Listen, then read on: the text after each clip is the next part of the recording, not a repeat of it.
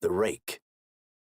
During the summer of 2003, events in the northeastern United States involving a strange human-like creature sparked brief local media interest before an apparent blackout was enacted.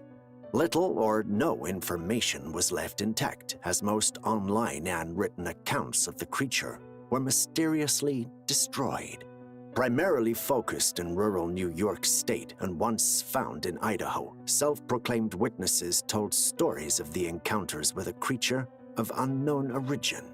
Emotions ranged from extremely traumatic levels of fright and discomfort to an almost childlike sense of playfulness and curiosity. While their published versions are no longer on record, the memories remained powerful. Several of the involved parties began looking for answers that year. In early 2006, the collaboration had accumulated nearly 24 documents dating between the 12th century and present day, spanning 4 continents. In almost all cases, the stories were identical. I've been in contact with a member of this group and was able to get some excerpts from their upcoming book. A Suicide Note, 1964. As I prepare to take my life, I feel it necessary to assuage any guilt or pain I have introduced through this act. It is not the fault of anyone other than him. For once I awoke and felt his presence, and once I awoke and saw his form. Once again I awoke and heard his voice and looked into his eyes. I cannot sleep without fear of what I might next awake to experience. I cannot ever wake again. Goodbye. Found in the same wooden box were 2 empty envelopes addressed to William and Rose, and 1 loose personal letter with no envelope. Dearest Lenny, I have prayed for you. He spoke your name. A journal entry translated from Spanish, 1880. I have experienced the greatest terror. I see his eyes when I close mine. They are hollow, black. They saw me and pierced me. His wet hand, I will not sleep. His voice. The rest is unintelligible text. Mariner's Log, 1691. He came to me in my sleep. From the foot of my bed, I felt a sensation. He took everything.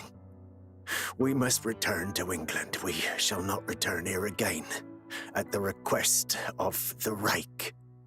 From a Witness, 2006.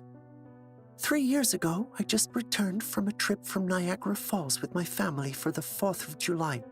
We were all very exhausted after a long day of driving, so my husband and I put the kids right to bed and called it a night.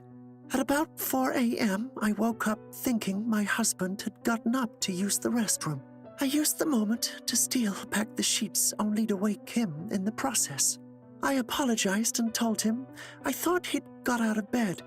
When he turned to face me, he gasped and pulled his feet up from the end of the bed so quickly his knees almost knocked me out of the bed. He then grabbed me and said nothing. After adjusting to the dark for half a second, I was able to see what caused the strange reaction. At the foot of the bed, sitting and facing away from us, there was what appeared to be a naked man or a large, hairless dog of some sort. Its body position was disturbing and unnatural, as if it had been hit by a car or something. For some reason, I was not instantly frightened by it, but more concerned as to its condition. At this point, I was somewhat under the assumption that we were supposed to help him. My husband was peering over his arm and knee, tucked into a fetal position, occasionally glancing at me before returning to the creature. In a flurry of motion, the creature scrambled around the side of the bed and then crawled quickly in a flailing sort of motion right along the bed until it was less than a foot from my husband's face. The creature was completely silent for about 30 seconds, or probably close to 5. It just seemed like a while, just looking at my husband. The creature then placed its hand on his knee and ran into the hallway, leading to the kids' rooms. I screamed and ran for the light switch, planning to stop him before he hurt my children. When I got to the hallway, the light from the bedroom was enough to see it crouching and hunched over about 20 feet away. It turned around and looked directly at me, covered in blood. I flipped the switch on the wall and saw my daughter, Clara. The creature ran down the stairs while my husband and I rushed to help our daughter. She was very badly injured and spoke only once more in her short life. She said, "He is the Rake." My husband drove his car into the lake that night while rushing our daughter to the hospital. They did not survive. Being a small town, news got around pretty quickly. The police were helpful at first, and the local newspaper took a lot of interest as well. However, the story was never published, and the local television news never followed up either.